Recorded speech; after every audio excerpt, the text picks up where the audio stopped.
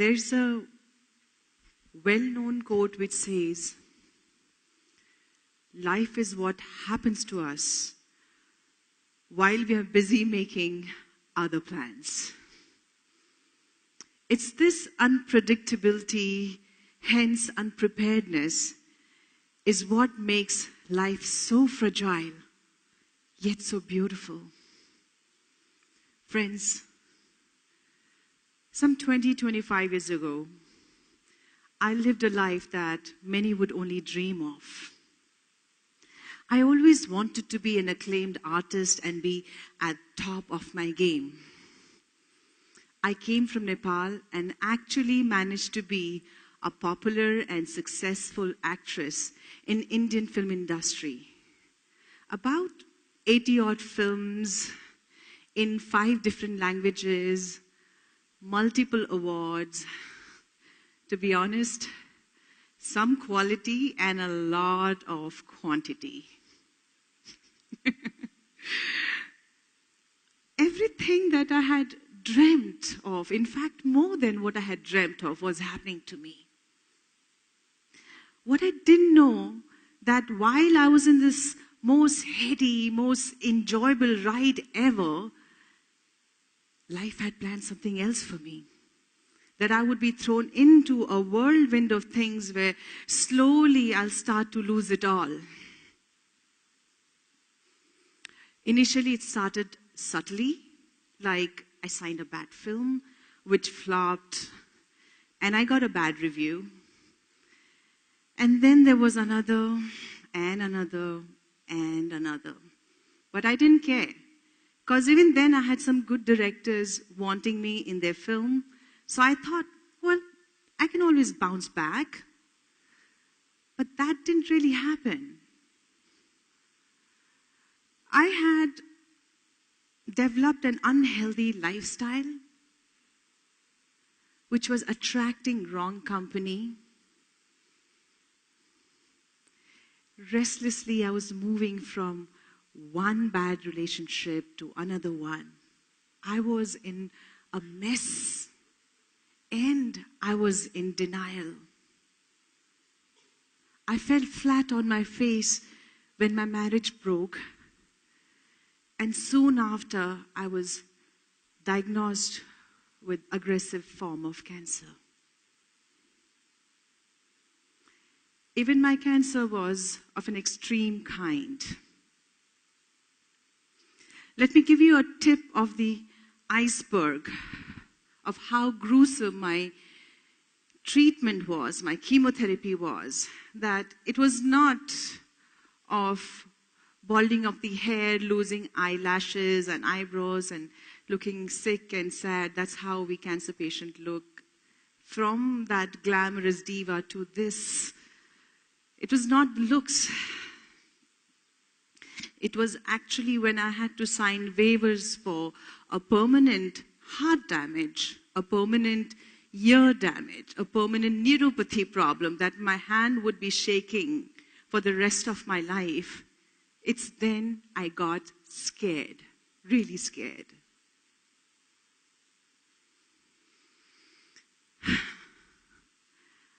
I started to worry that maybe these were my last days.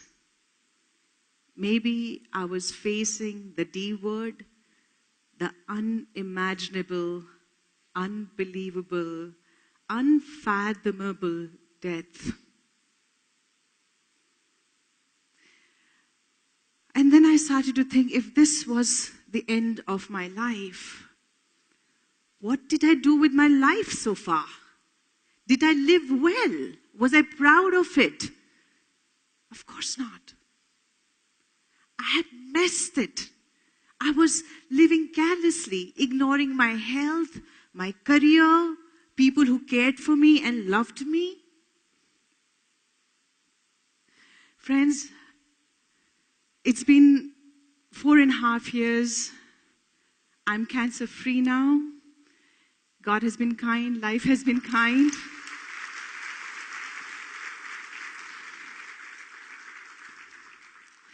Not a single day that goes by that I forget the promise I made to myself when I thought I was dying. I have prioritized all the three things. I call them gifts. My health. I realized the importance of health when I was down with cancer. So I nurture it now. I look after it. I read. I inquire and do whatever it takes for me to have a good health. My relationship with my family is much more filled with respect and trust, because they were the only people who were with me from the beginning till the end. My friendship. I used to have entourage of friends, huge circle of friends. But today I have handful with whom I share a deeper bond, more meaningful friendship. My work. I realized I'm an artist in my heart and my spirit, so I need to be challenged for me to grow as an artist, to be satisfied. So I pick and choose films carefully, not callously the way I was doing before.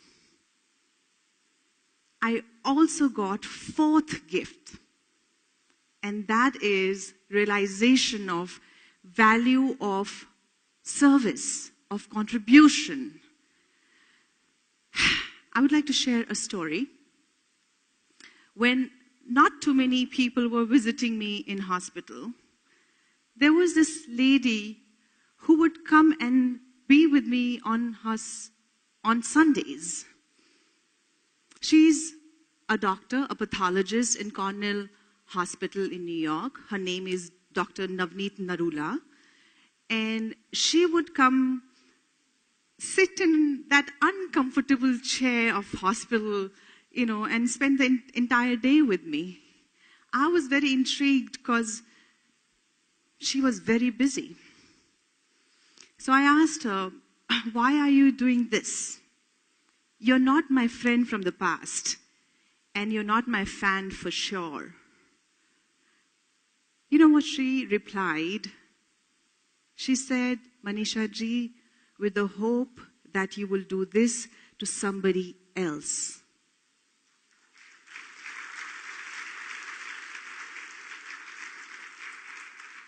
How simple yet so profound, isn't it? That's when I made a promise that if I get a second chance to life, I will pay attention and be of service in whatever capacity I can. It can be anything big or small, it really doesn't matter. So, when earthquake hit Nepal, I had gone there, and with the help of UNFPA, we did a campaign called Dignity First. And I'm hoping to go to remote areas and talk about the importance to educate our girls, our daughters, and talk against child marriages, as there are many multiple complications of that. So that I do, or anything as a cancer survivor. I go around giving hopes to people, telling that cancer is not a death sentence, that there is a life beyond cancer. Or it could be anybody, and it could be a friend who's reached out to me and needs my patient hearing, anything. So I do that now.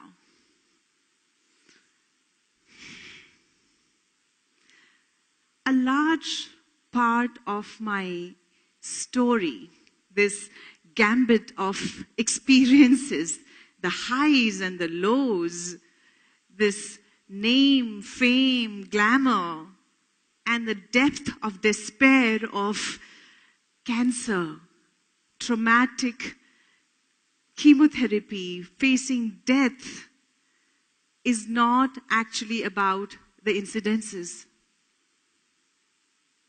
It is about finding sense behind it, finding meaning of it all.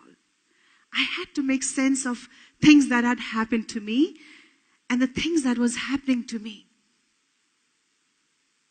I found few such basic, simple principles, and because they are simple, we tend to take it for granted and don't apply them. I found, number one, that this life is a gift. I know it's a cliche, but it is a gift. And everything that comes with this life is a gift. This body is a gift. We need to nurture it, look after it, be grateful. We need to embrace that. People who cross our path, they are a gift. Number two, the importance of introspection. We need to dive into depth of our being, of ourself, to discover our truth and live our truth. As our time is limited, so we must make the most of it. We cannot be living somebody else's life, right? We cannot be living somebody else's idea of life, what is good and what is bad. We need to find for ourselves. We need to introspect. We need to discover what it is that motivates us, compels to live a great life. So every day we can live with clarity and passion. Number three, no matter how we want to be prepared, there will always be a surprise. Life will throw some challenge from somewhere that we are not really fully prepared. But we have a choice. We can either be consumed by it, become victim and make that larger than us and get defined by that problem, or we can turn it around into a platform for our growth. Because there is a message, there is a lesson underneath every problem that we face. We can make a worse situation of our life into a narrative of triumph. The wisdom and the courage is all within us.